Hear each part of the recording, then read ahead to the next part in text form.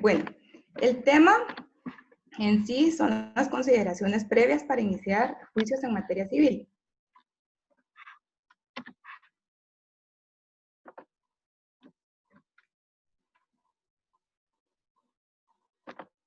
Primero, pues vamos a definir, ¿verdad? Puntualizar qué es la demanda. Como todos ya sabemos, es un acto procesal por el cual el actor ejercita una acción solicitando del tribunal la protección, la declaración o la constitución de una situación jurídica y, según sea, en efecto, la naturaleza de la acción deducida, la demanda será de condena, declarativa o constitutiva. Pues esto ya lo estudiamos nosotros en lo que es la licenciatura, ¿verdad? Y ya sabemos a cabalidad cuáles son las demandas de condena, declarativas y constitutivas. También sabemos que el primer escrito es la iniciación del proceso. Sin esta acción no hay proceso y obviamente sin proceso pues no existe ninguna sentencia. ¿Cómo se integra la demanda? Primero, por la parte introductoria o más bien la llamada, ¿verdad? Introducción, que contiene la designación del tribunal, los datos de identificación de las personas que solicitan un derecho, la indicación del lugar para recibir notificaciones por parte del solicitante, los nombres y apellidos de quien se reclama el derecho, así como el lugar para recibir notificaciones por parte de este, indicando también, ¿verdad?, si se ignora o si se sabe su residencia. En la parte expositiva, pues es el cuerpo de la demanda. Acá está, ¿verdad?, la relación de hechos, el ofrecimiento de pruebas, el fundamento de derecho, las peticiones tanto de trámite como de fondo. Y en la parte de peticiones o cierre, pues ya acá es la cita de leyes, el lugar y fecha, el número de copias que se acompañan a la demanda y la firma del solicitante juntamente con el abogado que la auxilia. Más adelante vamos a puntualizar más estos detalles. Los juicios más comunes tramitados en materia de familia, pues son dos, ¿verdad? De conocimiento y de ejecución. Dentro de los de conocimiento contamos con los juicios ordinarios, en los cuales podemos describir que están los divorcios, la paternidad y filiación. Acá pues es tanto para declarar la paternidad como para impugnarla. La separación, la nulidad del matrimonio, la declaración y cese de la unión de hecho, la liquidación de patrimonio conyugal, entre otros, tal como lo indica el artículo 9 de la Ley de Tribunales de Familia. Seguidamente, los juicios orales. Este juicio es, en materia de familia, el juicio tipo, ¿verdad? Si hay alguna cuestión que no esté inmersa en el artículo 9 de la Ley de Tribunales de Familia, debe dilucidarse en el juicio oral, tal como lo indica el artículo 8 de la Ley de Tribunales de Familia. Acá, pues, en los orales encontramos los alimentos, tanto en fijación, en suspensión, en modificación, ya sea aumento o reducción, y extinción. También encontramos los de guardia y custodia, los de suspensión y pérdida de la patria potestad, y de relaciones familiares. Ahora bien, en los juicios ejecutivos, ¿verdad? Acá, pues, contamos con el juicio ejecutivo en la vía de apremio y el juicio ejecutivo común. En el juicio ejecutivo en la vía de apremio, pues, hacemos más énfasis, ¿verdad?, en los incisos 1 y 7 del artículo 294 del Código Procesal Civil y Mercantil. ¿Por qué? Porque en el inciso 1, como ya sabemos, quedan inmersos las sentencias que pasan en autoridad de cosa juzgada. Y en el artículo 7, en el inciso 7 del artículo 294, encontramos los convenios celebrados dentro del juicio. O sea que si existe un convenio dentro de un juicio, ya sea ordinario, de divorcio u oral de alimentos, es por esta vía que se debe de promover. Y los juicios ejecutivos, acá únicamente pues los tramitamos más comúnmente con lo estipulado en el artículo 327, inciso 7, ya que son convenios que se suscriben por las partes, ya sean juzgados de paz o incluso en el mismo juzgado, ¿verdad?, de familia, pero fuera de un juicio oral. Entonces, este proceso va por la vía ejecutiva. Asimismo, por la vía ejecutiva pueden tramitarse los documentos privados suscritos con notarios, ¿verdad? Los convenios que se suscriben con notarios. Los requisitos del juicio ordinario, oral, el juicio ejecutivo y el ejecutivo en la vía de apremio, por su carácter formalista, ¿verdad? La demanda debe cumplir con los requisitos de su contenido y forma que exige el Código Procesal Civil y Mercantil en sus artículos 61, 63, 106 y 107. Ya que sin esos requisitos, pues la demanda no cumple con la forma, ¿verdad? Y el contenido que requiere la ley.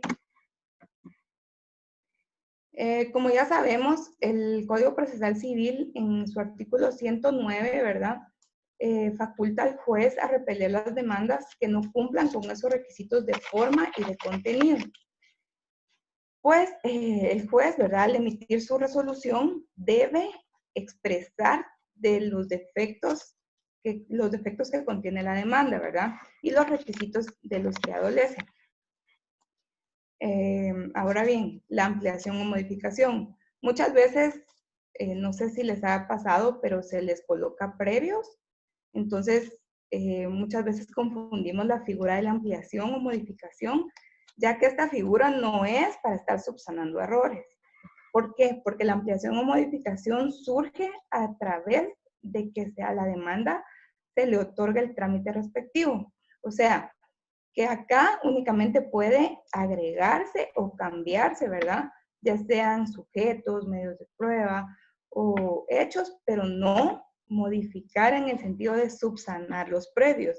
Ahí está la figura de la subsanación, no así ampliar y modificar como muchos lo han realizado, ¿verdad? El artículo 61, los requisitos de toda primera solicitud están en este artículo. Y el primer inciso es la designación del juez o tribunal a quien se dirige. En el juzgado, pues nosotros a nivel nacional creo que somos el único juzgado que no somos pluripersonal. Después, bueno, en Santa Rosa, pero ellos ya no son de trabajo y familia, ¿verdad? No son mixtos, sino que ya son específicos. Acá, pues se tiene que colocar obligatoriamente el nombre del juzgado, que es Juzgado de Primera Instancia de Trabajo y Previsión Social y de Familia del Departamento de Jalapa. Ahora bien, cuando es un juzgado pluripersonal, únicamente es recomendable colocar Juzgado Pluripersonal de Primera Instancia. En cambio, acá en el juzgado pueden ustedes dirigir su solicitud, ya sea al señor juez del juzgado o bien al juzgado de primera instancia. Segundo inciso, ¿verdad? Del artículo 61. Los nombres y apellidos completos del solicitante o de la persona que lo represente. Acá pues debe coincidir el nombre que se plasmó en la demanda con el documento con el que se va a acreditar la legitimación activa de la persona que actúa, o sea, del solicitante. ¿Por qué? Porque muchas veces con una letra que esté mal y que no concuerde con el documento justificativo, se rechaza. ¿Por qué? Porque no son las mismas personas. Ahora bien, luego de los nombres y hay que acreditar la representación, ¿verdad? Si actúa en nombre propio o si actúa a título de representación, ¿verdad? De un menor. Y si es de las dos formas, pues indicar siempre si es en nombre propio y pues en representación de sus menores o su menor hijo. La edad del solicitante, estado civil, nacionalidad, profesión o oficio, domicilio e indicación del lugar para recibir notificaciones. ¿Por qué? Porque de no señalar un lugar para recibir notificaciones, no se le puede dar curso a la demanda, ¿verdad? A la solicitud, tal como lo indica el artículo 79 del Código Procesal Civil y Mercantil. Asimismo, indicar, pues como ya dije, ¿verdad? La calidad, la representación como le indican los artículos 44 y 45 del Código Procesal Civil y Mercantil. 3. Relación de los hechos a que se refiere la petición. Esta relación de los hechos que yo les coloqué acá es de un oral de fijación de pensión alimenticia. Pues acá tienen que ser concretos, ¿verdad? Concisos en qué es lo que ustedes están requiriendo y por qué es que ustedes están promoviendo su demanda. Acá pues en el inciso 4 ya se le coloca al IC, ¿verdad? Al juez de que se declare su derecho, ¿verdad? Como ya dijimos, es una acción constitutiva y debe de solicitarse qué es lo que se pretende que se declare. Este ámbito pues nos lo indica el artículo 61, de que seguidamente de los hechos deben ofrecerse los medios de prueba con que se van a proponer y diligenciar oportunamente dentro del juicio. ¿Por qué? Porque el artículo 106 nos indica el contenido de la demanda y en ese artículo se definen, ¿verdad? Se puntualizan cómo es el que debe de ir el orden de la demanda.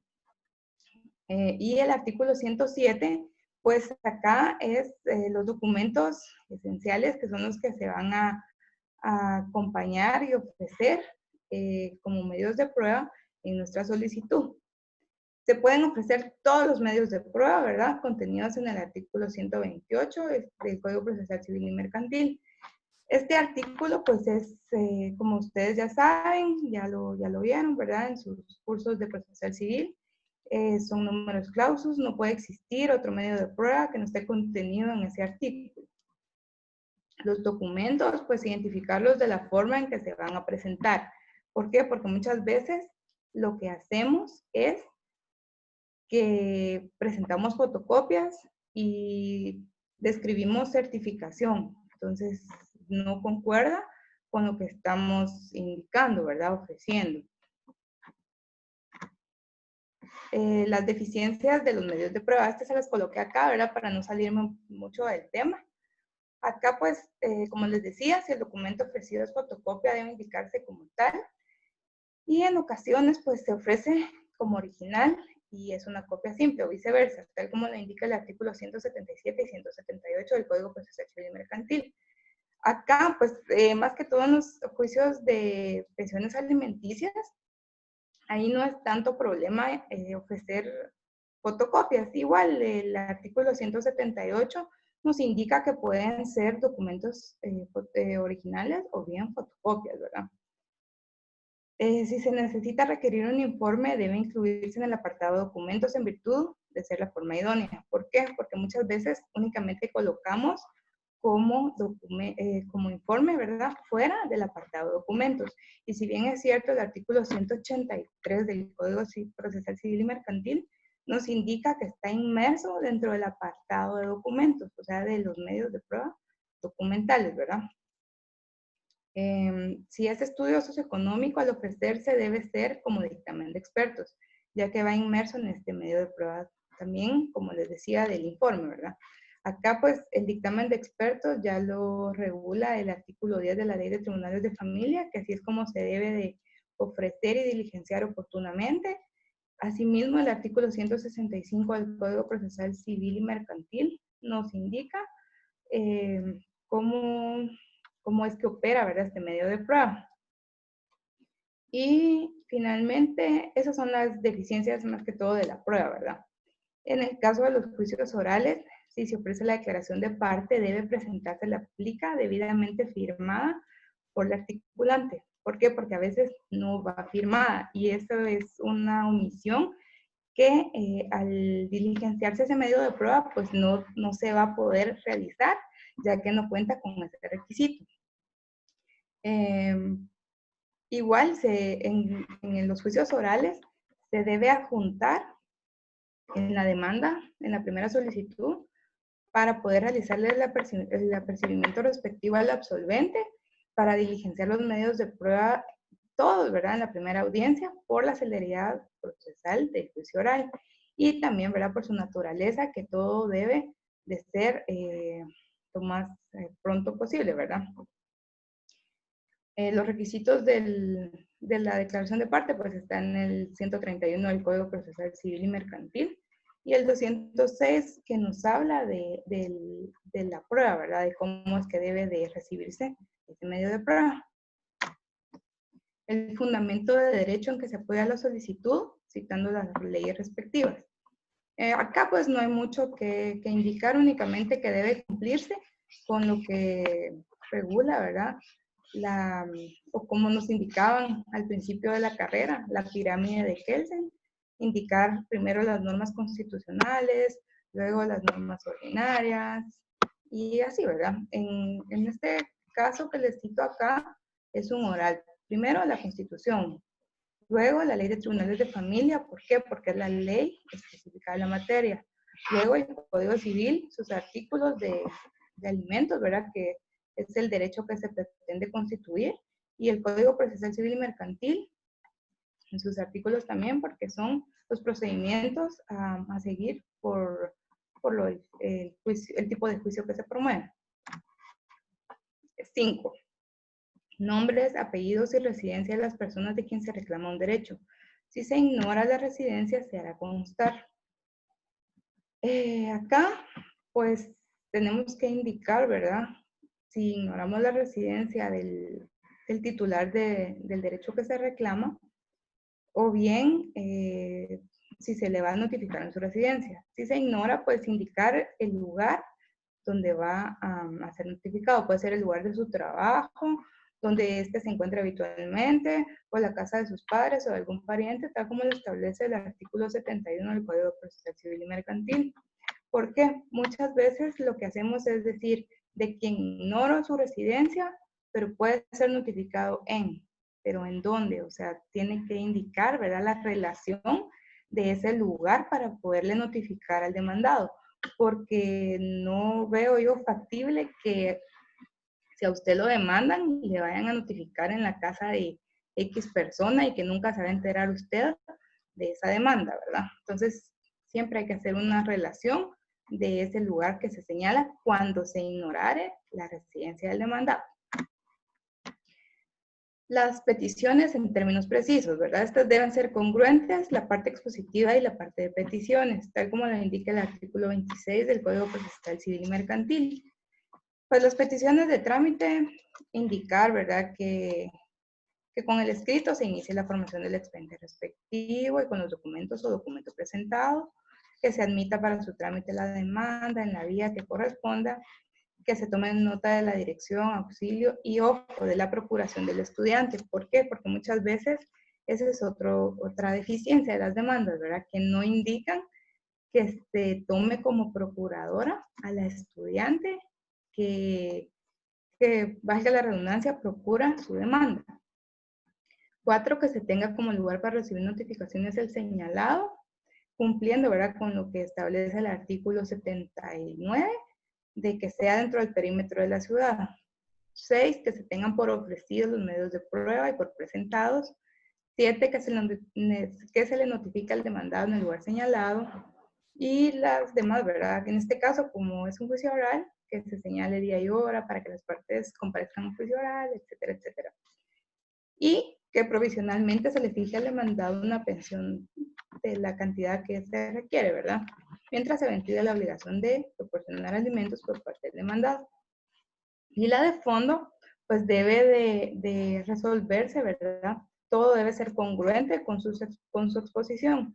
Muchas veces en la parte expositiva, en la parte de peticiones de fondo, no se refiere a nada, solo que al momento de dictar sentencias se resuelva con lugar la demanda. Pero bien, o sea, ¿qué consecuencia va a tener que se resuelva con lugar? Eso también se omite muchas veces en las demandas. Entonces, es necesario, pues, usted indicarle al juez qué es lo que usted quiere, qué derecho se constituye, ¿verdad? Usted declara.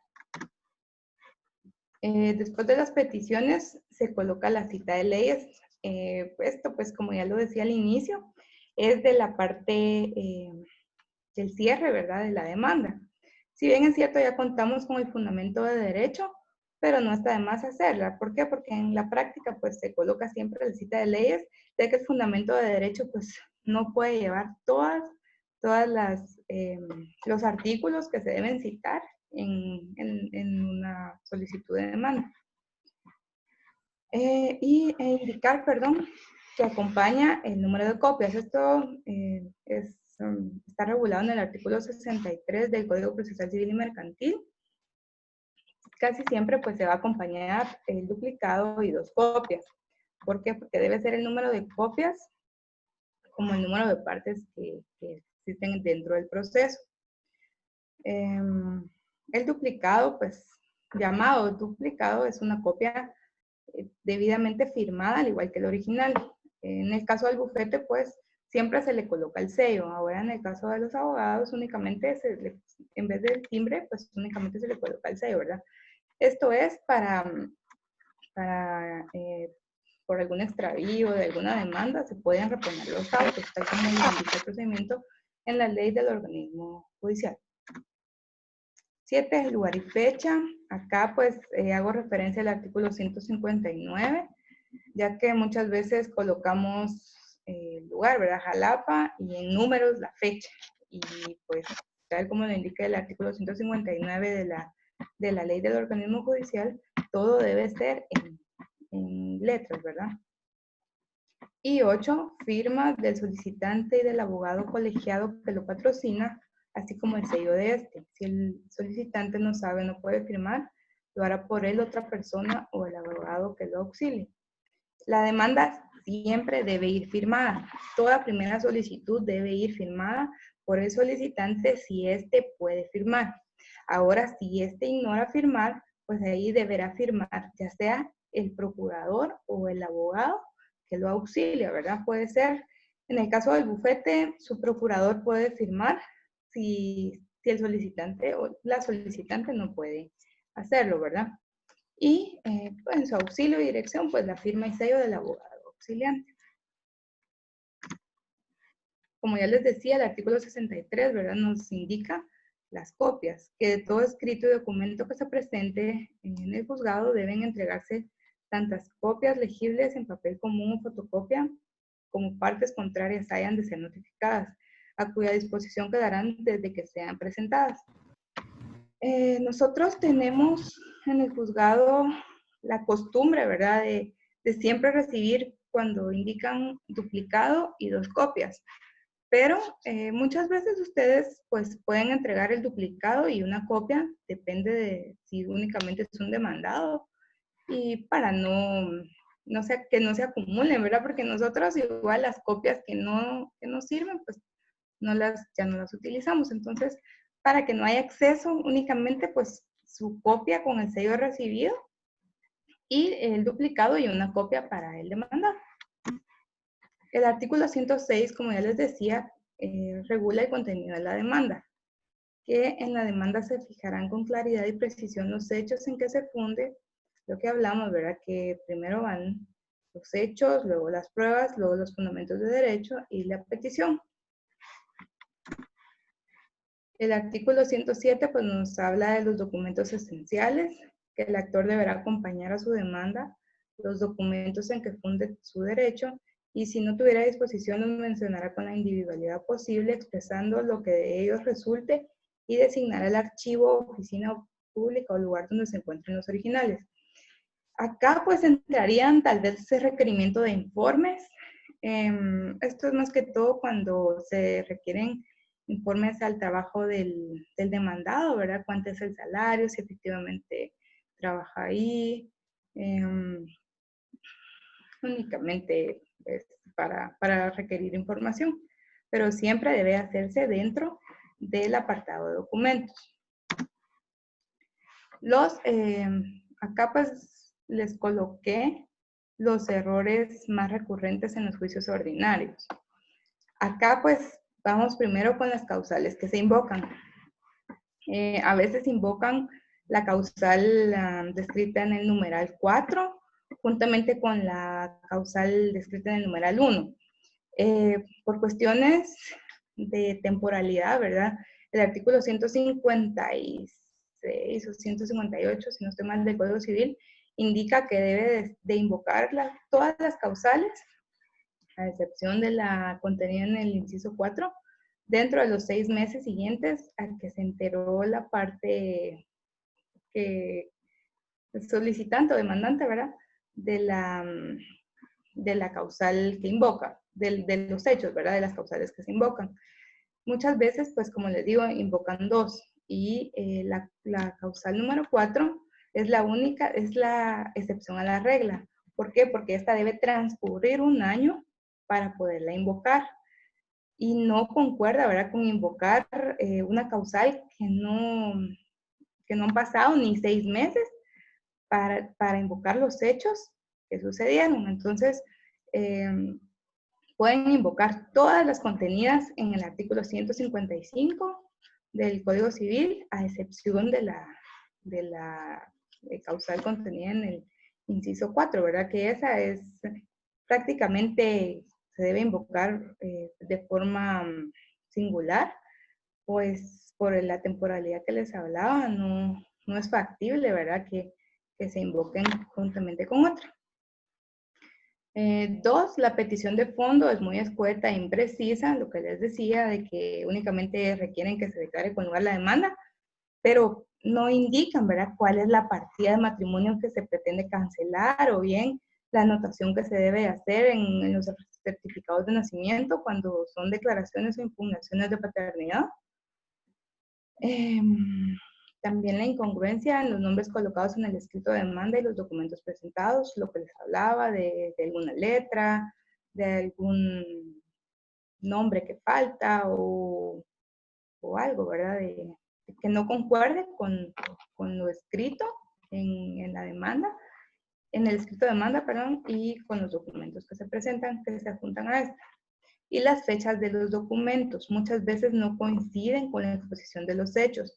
¿Por qué? Porque a veces lo que indican de fechas lo hacen referente a la fecha que se extendió el documento y no a la fecha en que se emitió, ¿verdad? O se registró, ya sea el nacimiento o el matrimonio. Entonces, esos son los más relevantes, ¿verdad? En los procesos ordinarios. Ahora los errores pues, en materia de juicios orales. Primero, la personalidad y personería con la que comparece la parte solicitante en la demanda. ¿Por qué? Porque a veces indican que actúan en nombre propio y no adjuntan el certificado de matrimonio. Y únicamente pues, son representantes del menor, de quien se pretende se declare un derecho. Y las peticiones de trámite y de fondo que se confunden con otro tipo de juicio. A veces han solicitado que se abra prueba en un juicio oral, ¿verdad? Como ya sabemos, un juicio oral pues no es susceptible de abrirse a prueba porque su naturaleza pues no lo permite, ya que el diligenciamiento de los medios de prueba debe hacerse en la primera audiencia. Si no alcanza, ¿verdad?, el tiempo para diligenciar todos en la primera, pues se señala una segunda y extraordinariamente una tercera, ¿verdad?, si existen más medios de prueba. Tercero, incongruencia en los nombres colocados en el escrito de demanda y los documentos presentados.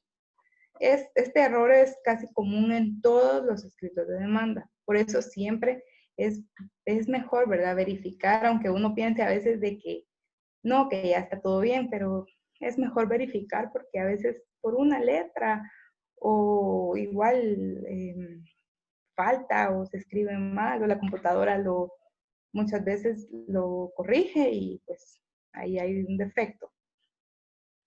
Las fechas de los documentos, ¿verdad?, que no coinciden con la exposición de los hechos.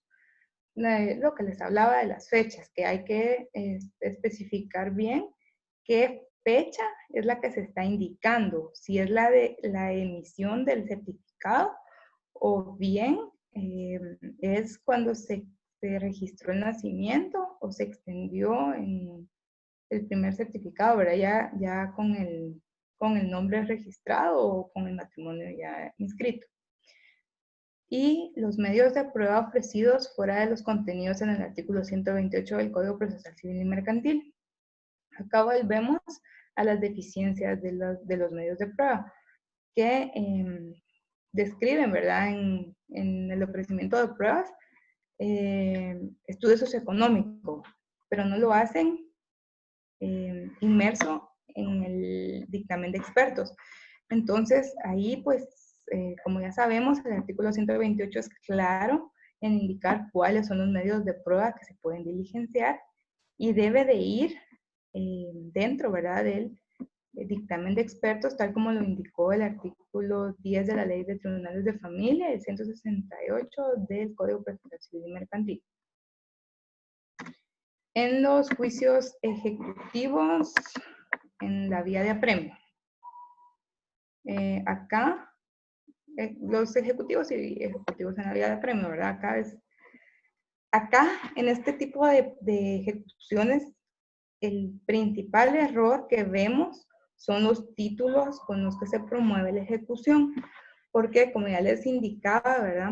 Muchas veces los convenios los colocan, los quieren ejecutar por la vía del juicio ejecutivo en la vía de apremio, no siendo la correcta porque este juicio pues adolece de una fase de cognición, ¿verdad? Entonces, mientras que el vía de apremio es un título que únicamente pues ya trae los 3 presupuestos que indican las ejecuciones y pues no hay ninguna fase de cognición, sino que únicamente pues hacer valer ya el derecho constituido, ¿verdad? Entonces, acá pues deben observar qué tipo de certificación es, si es dentro de un juicio oral o es fuera de un juicio oral, para promover ya sea la ejecución en la vía de apremio o en la vía del juicio ejecutivo común. La incongruencia en los nombres colocados en el escrito de demanda y los documentos presentados, que ya lo expliqué anteriormente. Las fechas de los documentos muchas veces pues no coinciden con la expresión de los hechos. Los meses que se van a requerir no coinciden con las cantidades reclamadas. A veces indican, ¿verdad?, que reclaman 10 meses, pero la cantidad escrita no, pues no concuerda con la cantidad, con la suma de todas las cantidades que se reclaman. A veces igual no indican cuánto es la razón de cada mes, sino que únicamente colocan la cantidad total y pues deben de indicar cuál es lo que se está requiriendo a razón de cada mes, ¿verdad? Porque pues deben de hacerse los cálculos para poder así darle el trámite correspondiente y emitir el mandamiento respectivo. Para que la persona, ¿verdad?, en este caso el notificador, pues haga el requerimiento al ejecutado por la cantidad las cantidades y los meses reclamados. Acá también los medios de prueba ofrecidos fuera de los contenidos en el artículo 128. Y las peticiones. Muchas veces confunden, ¿verdad?, las peticiones de un juicio ejecutivo en la vía de apremio y un juicio ejecutivo en la vía común. A veces pues colocan en los juicios en la vía de apremio que se dicte sentencia. En ese tipo de juicios no se dicta sentencia, únicamente en los juicios ejecutivos comunes. Entonces, pues ahí hay que esclarecer eso, ¿verdad? Y hay que tener un poco de cuidado al realizar las peticiones. Igual viceversa, en los juicios ejecutivos en la vía de apremio, pues se coloca, en los juicios ejecutivos comunes, se colocan el emplazamiento que se le otorga a la parte ejecutada en la vía de apremio. Y recordemos que esos son distintos, ¿verdad? En el juicio ejecutivo en la vía de apremio son 3 días y en el juicio ejecutivo común son 5 días. Igual, si existe oposición, pues en el juicio, en la vía de apremio, ya se le va a dar el trámite correspondiente, al igual que en el juicio ejecutivo común. Pero en el juicio ejecutivo común no se va a decidir en auto, tal como se decide en vía de apremio, sino que en sentencia. Y eso es todo lo que les traigo por el momento. No sé si quedó alguna duda o algún comentario. Compañeros, todos tienen la posibilidad de activar sus micrófonos si alguien quiere hacer alguna pregunta o cualquier cuestión, los pueden activar y por favor, con la confianza del caso, ahí pueden ustedes hacer los cuestionamientos necesarios.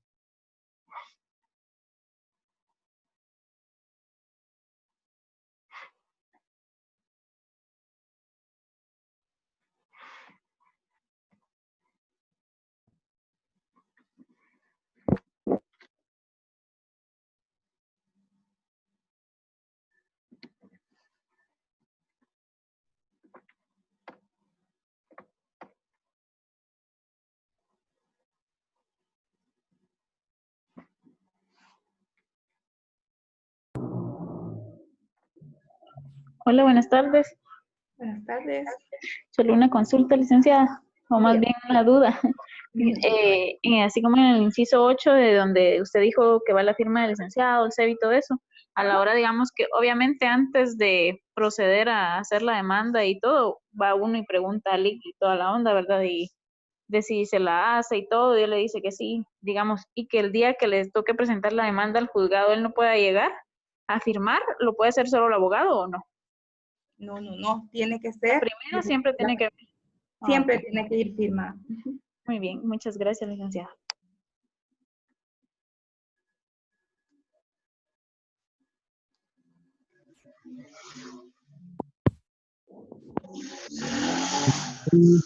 Ya, con una consulta, una pregunta. Sí, digo. A la hora de, por ejemplo, el ejecutivo, se deben varios meses, no sé si se pagan, no hay constancia en el pago. Eh, Recuerdo haber hecho la demanda, pero me dijeron que estaba mala, o sea, me dijeron que no coincidían las cantidades. Entonces, mi duda es, ¿cómo arreglamos eso? Porque como digo, a veces se pagaba 100, a veces se pagaba completo, a veces la mitad, a veces nada. Entonces traté de ser lo más específico posible, pero me dijeron que no, que eso Tiene no que, servía. perdón, tiene que indicar, ¿verdad? Cuánto es lo que se debe a razón de cada mes. Si la pensión fijada de 500 y él únicamente hace depósitos de 200, usted tiene que colocar ahí, ¿verdad? Que del mes de enero adeuda la cantidad de 300, o sea, el resto de la cantidad fijada. Ya, muchas gracias. Sí, esa era la duda, pero como le digo, lo hice sí, no sé. Se fue lo que... Y así es como debe de realizarse en los cálculos.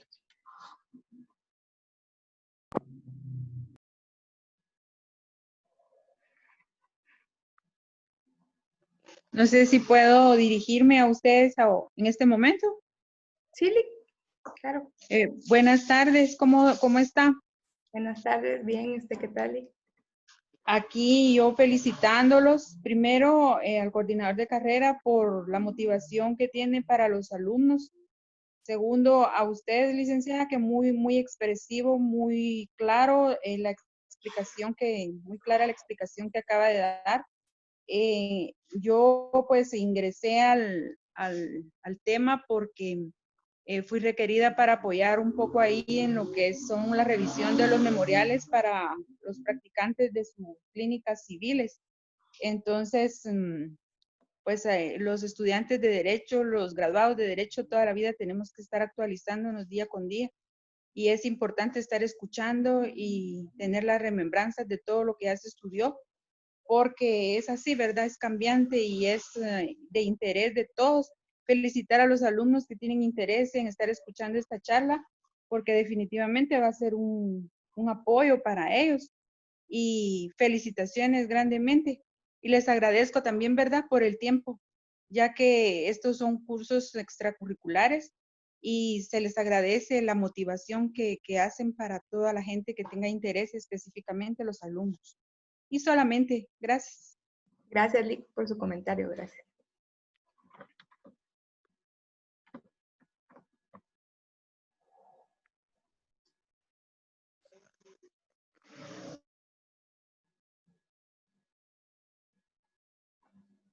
Bueno, licenciada, muchas gracias. Yo considero que las palabras que decía la licenciada Marta Méndez son muy acertadas. Creo que al momento, todos los que ya están realizando su práctica civil toman de una forma distinta a la universidad. Ya no vamos únicamente por puntos, ya entendimos de que a la universidad tenemos que ir a aprender y nos interesa mucho el aprender, porque considero de que los compañeros que inician su práctica civil y a los que de repente ya les rechazaron la primera vez su demanda, entenderán de que hay cosas de que uno a veces no se les imagina.